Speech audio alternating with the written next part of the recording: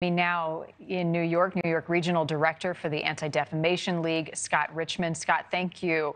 I mean, just incredibly terrifying numbers. Between October 7th and December 7th, so within the week, the ADL recorded at least 2,031 anti-Semitic incidents. Can you give me some specific examples of what you all are seeing? Absolutely, and I should say that that's an enormous jump from this time last year. This time last year, that number was around 400. And 2022 was not a year of low anti-Semitic incidents. In fact, it was the highest year on record since ADL has been keeping track of anti-Semitic incidents. But we're looking at a number that is enormous. Some examples: menorah that was desecrated at Yale recently, swastikas in the schools, a neo-Nazi group standing in front of a synagogue talking about the Jewish threat. The list goes on and on. Social media. There are so many different types of incidents. Assault of a man in California who died of his wounds. This is a man who was punched here in New York City in the past few days for being Jewish. Really, it's an unbelievable onslaught of anti-Semitic incidents. It's abhorrent. So what is the ADL doing, your organization doing, to respond to what we are seeing? Well, first of all, we are asking people to call this out, to say that it is unacceptable.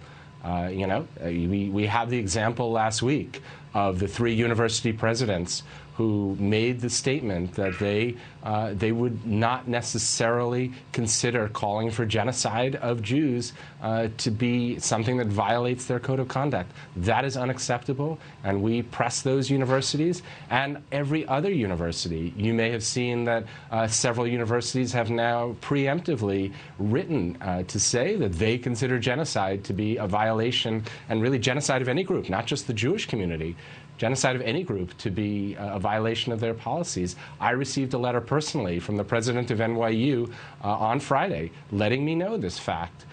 This is what we need to do. We need to press our leaders to speak out. So it's threefold, really, and I hear what you're saying about calling it out and recognizing it when it happens. What about deterrence? What more would you like to see in terms of deterrence of these types of acts, whether they be assaults or vandalism or even just hate speech? Look, I think that there's a lot that happens on social media. We need to make sure that our social media platforms enforce their policies. So many of our social media platforms have content moderation policies in place, and so much misinformation and hate is transmitted on those platforms. They need to do a better job of adhering to their policies, enforcing their policies, and suspending accounts that violate those policies.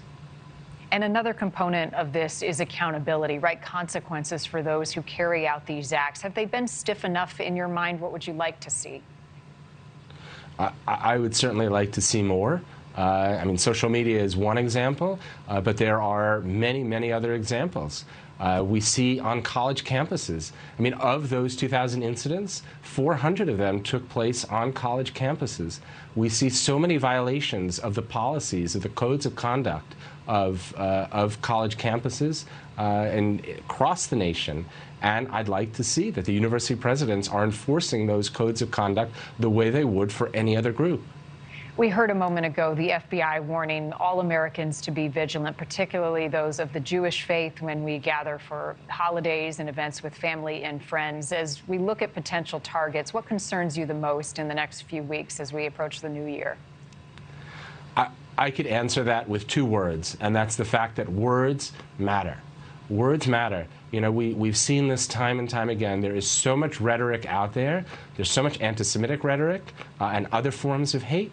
And those words matter. We saw in 2018 that rhetoric about immigrants coming into this country resulted in a lone wolf, a gunman going into a synagogue and murdering in cold blood 11 people in that synagogue. Words matter, and it just takes one person to be listening to those words, misinterpreting them, and moving forward to act on that. And that's what we're worried about. Thank you for watching. Go to newsnationnow.com to find NewsNation on your television provider. And don't forget to click the red subscribe button below to get more of NewsNation's fact-driven, unbiased coverage.